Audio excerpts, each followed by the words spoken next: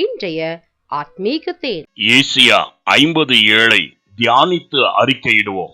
கர்த்தராகிய ஆண்டவர் எனக்கு துணை செய்கிறார், ஆகையால் நான் வெட்கப்படேன். நான் வெட்கப்பட்டு போகிறதில்லை என்று அறிந்திருக்கின்றேன்.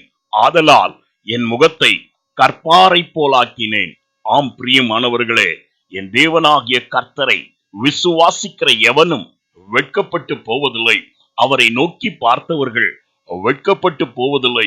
அவரை தொழுது கொண்டு ஆராதிக்கின்றவர்கள் வெட்கப்பட்டு போவதில்லை. என் ஜனங்கள் ஒருபோது வெட்கப்பட்டு போவதில்லை என்று நமக்கு உறுதிமொழி தேவன் கொடுத்திருக்கிறார். ஆகையால் இப்பொழுதும் நம்முடைய பரிசுத்த கரங்களை உயர்த்தி இந்நல்லறிக்கை செய்கிறவர்களாய் இருப்போமா?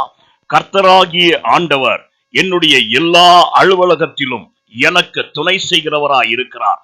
ஆகையால் நான் எதிலும் வெட்கமோ நஷ்டமோ அடைவதில்லை. அவரே என்னுடைய கண்மலையாய் இருந்து என்னை ஆசீர்வதிப்பார். நாம் ஒன்று சேர்ந்து ஜெபிப்போமா? எங்களை அதிகமாய் நேசிக்கும் அன்புள்ள பிதாவே, நாங்கள் உம்மேல் வைத்திருக்கிற விசுவாசத்தை என்றும் நீர் தளர விடுகிற தேவன் அல்ல.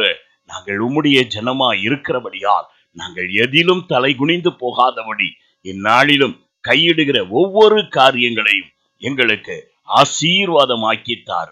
இயேசுவின் நாமத்தில் பிதாவே, ஆமென்.